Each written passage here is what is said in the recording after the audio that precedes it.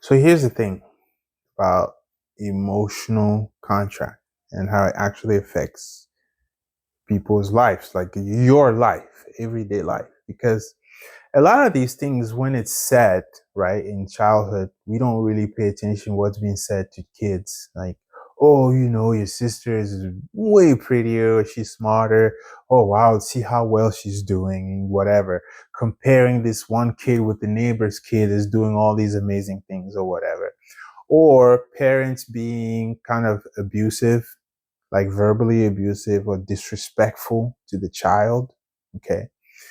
Now, these emotions will carry into adulthood. Okay. Now, because we're all children inside, there's no going around it. Everybody's a child, right?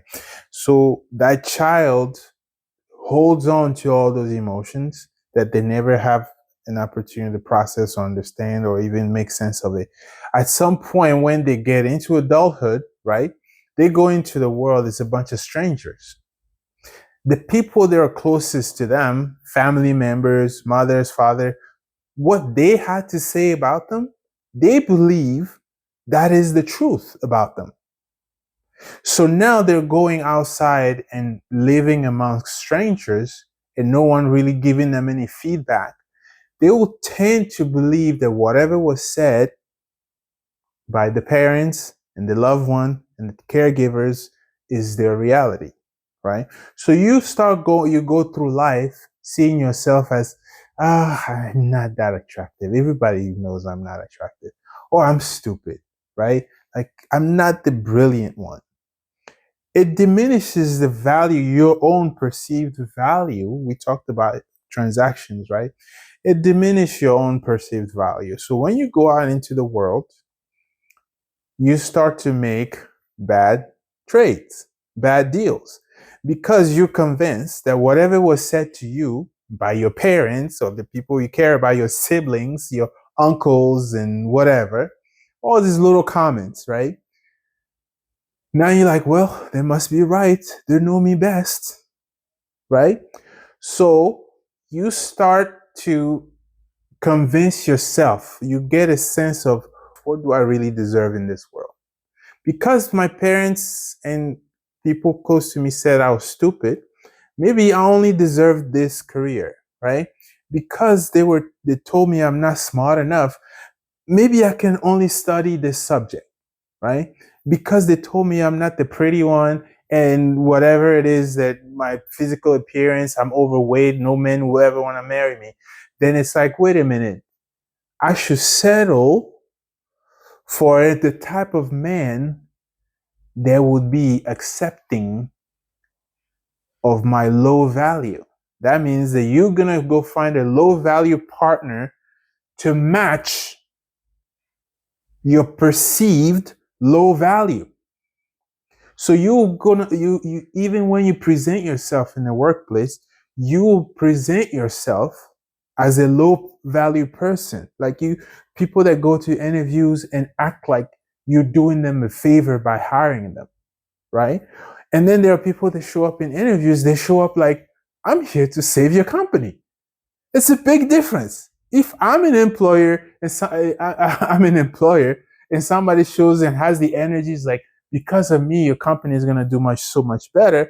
I would be, I would want to hire that person versus somebody say, oh, please, I need a job. I just need a job. Please help me get a job. It's like, no, this is not a charity, right?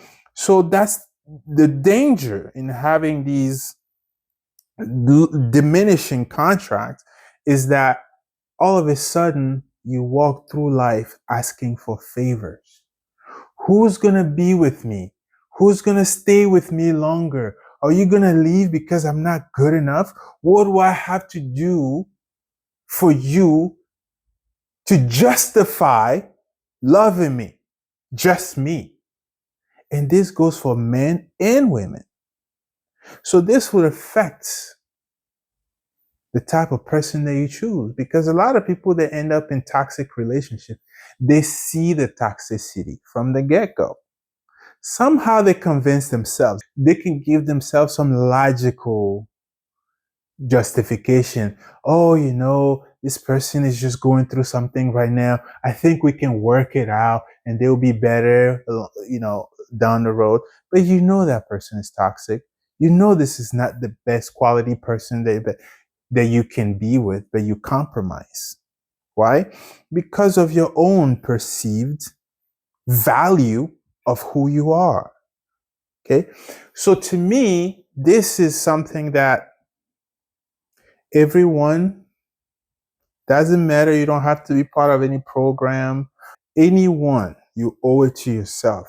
What is your own perceived value of yourself? Do you believe that you're a person of high value? Or do you believe that you're a person that just you giving me your hello is a favor that you're doing me? Right? Because eventually that's kind of what it feels like. If you see someone that's actually of good quality, you convince yourself, why would someone like that be with someone like me? So you walk away. This happens all the time. And then you start to base your choices on your insecurities instead of the best outcome that you can possibly hope for, right? So if you base all your choices, whether it's career, relationship, or whatever, you base your choices on insecurities. That means your interactions are always going to be at a deficit because the insecurities are your own perceived deficits that you already agreed to. That means you're trading with deficits. You're trading with debt.